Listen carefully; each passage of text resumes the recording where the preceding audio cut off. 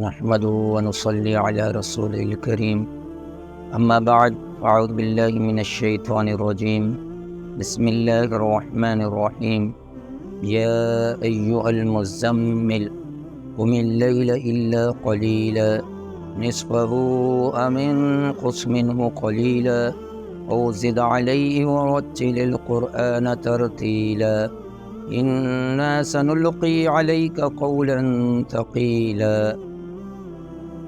میں آج آپ کے سامنے سورہ مزمل کے بارے میں کچھ عرض کروں گا۔ اللہ کے رسول صلی اللہ علیہ وسلم پر وحی کا جو سلسلہ ہوا، یہ تیسری صورت ہے۔ تیسری مرتبہ جو وحی اتری وہ سورہ مزمل، یعنی سورہ مزمل اور سورہ مدثر یہ دونوں جڑواں ہیں۔ تو اللہ کے رسول صلی اللہ علیہ وسلم غار حرا میں عبادت کرنے یعنی گئے، تو اس وقت حضرت جبریل علیہ السلام آئے، تو اس نے فرمایا اقرا، یعنی تو پڑھ۔ اللہ کے رسول صلی اللہ علیہ وسلم نے فرمایا ما انا بقاری، یعنی میں تو پڑھا ہوا نہیں ہوں۔ لیکن پھر اس نے اللہ کے رسول کو سینے سے لگایا اور سورہ علق کے 5 آیتیں اتری، اقرا بسم ربک الذی خلق خلق الانسان من علق اقرا وربک الاکرم الذی علم بالقلم علم الانسان ما لم يعلم۔ یہ 5 آیتیں اتری یعنی اللہ کے رسول پر۔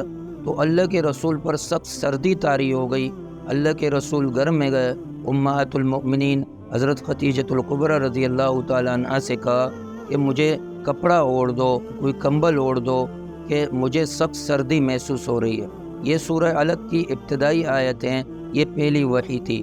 تو اسی طرح اللہ کے رسول فرماتے ہیں کہ میں راستے میں گزر رہا تھا، تو میں نے جب آسمان کی طرف دیکھا کہ وہی فرشتہ جو پہلی وہی مجھ پر لائے تھے سورہ علق کی ابتدائی آیت، تو میں نے دیکھا کہ یہ زمین اور آسمان کے درمیان معلق یعنی ایک کرسی ہے، اس میں بیٹھے ہوئے ہیں۔ جب میں نے یہ آیت دیکھی تو مجھے گھبراہٹ لاحق ہو گئی، اور پھر میں گیا یعنی گھر پہ، پھر میں نے کمبل اوڑھ دیا۔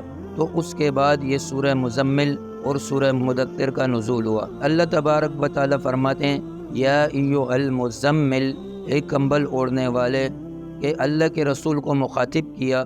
اب آگے اللہ تبارک و تعالیٰ یہ فرما رہے ہیں کہ پہلے نماز فرض نہیں تھی تو اللہ کے رسول تہجد پڑھتے تھے، کیونکہ یہ ابتدائی صورتیں ہیں، ابتدا میں اللہ کے رسول پر نازل ہوئے، تو اس وقت نماز کا حکم ہی نہیں تھا، نماز فرض نہیں تھا، لیکن رسول اللہ صلی اللہ علیہ وسلم تہجد پڑھتے تھے، تہجد کے پابند تھے۔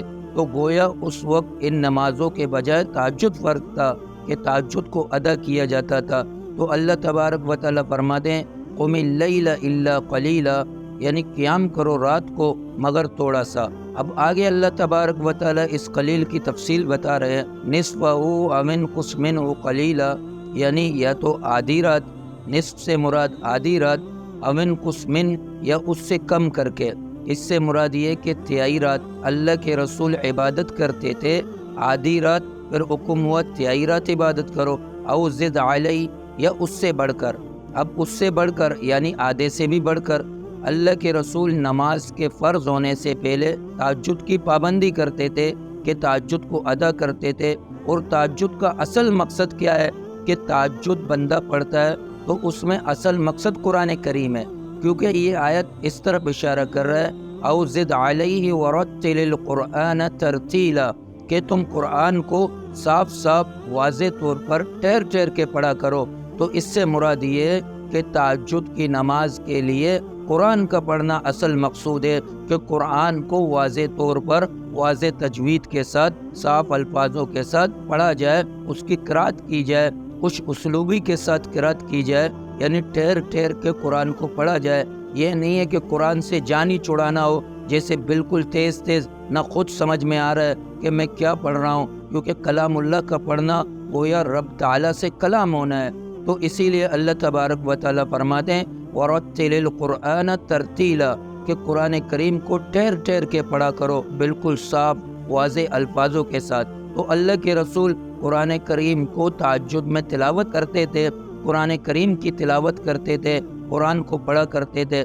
اِنَّا سَنُلْقِي عَلَيْكَ قَوْلًا ثَقِيلًا، بے شک ہم نے آپ پر ڈال دیا ایک بھاری بوجھ۔ اب بھاری بوجھ سے مراد یہ کہ قرآن کریم ہے، کہ اللہ تبارک و تعالیٰ نے اب رسول اللہ کو قرآن دینا تھا، اب قرآن کا نزول ہوا کہ قرآن کی آیتوں کا اترنا تھا رسول اللہ پر، تو یہ باری تھا ایک قسم سے، کیونکہ قرآن کریم ایسا کلام کہ اگر اس کو پہاڑ پر رکھ دیا جائے تو پہاڑ ریزہ ریزہ ہو جائے، لیکن رسول اللہ پر اب اس قرآن کریم کو اترنا تھا۔ اب جبریل امین اس کو اتارنے والے، اور کلام بھی رب کائنات کا، اللہ کا کلام، اب اللہ کا کلام رسول اللہ پر اترنا اور پھر لانے والے جبریل امین، تو اسی لیے اللہ تبارک و تعالی نے فرمایا کہ یہ آپ کو بھاری لگے گا، لیکن اس میں بڑی حکمتیں ہیں، بڑی بہتری ہے کہ ہم ان آیتوں پر عمل کرنے والے بنے، کہ جس طرح رسول اللہ نے قیام اللیل یعنی تہجد کی نماز ادا کی تو ہم بھی ادا کرنے والے بنے۔ اس وقت تو تہجد کی نماز فرض تو نہیں ہے، لیکن اگر کوئی اس کو ادا کرے اور اس نماز کو پڑھے پھر اللہ سے مانگے تو یہ اجابت کا وقت ہوگا، اس کے دعاؤں کے قبول ہونے کا وقت ہوگا۔ وآخر دعوانا الحمد للہ رب العالمین۔